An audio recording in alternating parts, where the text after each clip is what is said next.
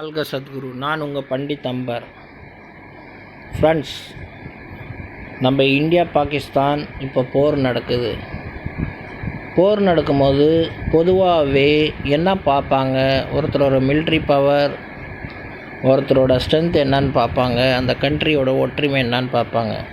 But ஜாதக ரீதியாக நீங்கள் பார்த்தீங்கன்னா நம்ம இந்தியாவுக்கு ரிஷப லக்னம், கடகராசி.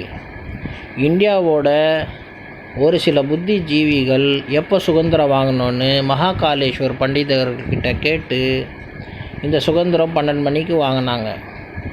அப்போ ரிஷப லக்னம் இருந்தது. ரிஷப லக்னத்துக்கு அந்த நேரத்தில் சுக்கிரன் நல்ல பவராக ஃபுல் பவரில் இருந்திருக்கார். அதுக்கேற்ற மாதிரி நம்ம கண்ட்ரியோட பவரை நம்ம கிட்டேருந்து வெள்ளைக்காரங்க கிட்டேருந்து வாங்கணும் சுதந்திரத்தை. அந்த டைமிங் பிரகாரம் ஜாதகம் பார்த்திங்கன்னா நம்ம இந்தியாவுக்கு ரொம்ப நல்ல நேரம் ஓடுது. இப்போ பொதுவாகவே கோச்சார ரீதியாக சுக்கிரன் உச்சமாக இருக்குது கடகராசி இந்தியாவுக்கு.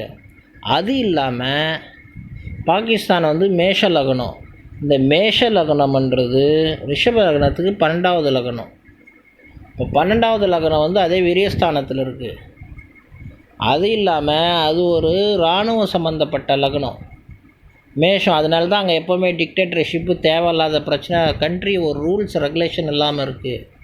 நம்ம இந்தியாவில் அத்தனை செழிப்பும் உண்டு. காரணம் சுக்கிரன் லக்ஸரிக்கு அதிபதி, ஐஸ்வர்யத்துக்கு அதிபதி, மகாலட்சுமிக்கு அதிபதி. எல்லா விதமான ஐஸ்வர்யம் இந்த கண்ட்ரியில் இருக்கும். இப்போது செவ்வாய் திசை ஓடுது. இந்தியாவுக்கு செவ்வாய் 12ல் இருக்கிறதுனால ஒரு சில பிரச்சனைகள் வரும். அது இல்லாமல் இப்போ செவ்வாய் பார்த்திங்கன்னா நீச்சமாக வேறு இருக்கார். அது ஒரு மிகப்பெரிய காரணம். இன்னொரு காரணம், குரு பகவான் அத்திச்சாரி ஆகிருக்கார். ஸ்பீட்னஸ் வந்திருக்கு அவருக்குள்ளே. இந்த எல்லா விதமான கணிப்பும் என்ன சொல்லுதுன்னா வார் நடந்திருக்கும்னு சொல்லுது. இது முன்னே சொல்லிட்டாங்க, சொன்ன மாதிரி நடந்தது.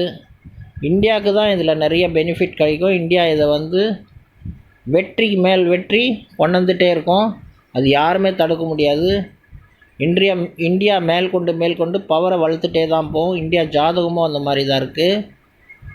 இப்போ நம்ம நாட்டை யாருமே ஒன்றும் பண்ண முடியாது. இது நம்ம நாட்டு ஜாதகம் சொல்லுது.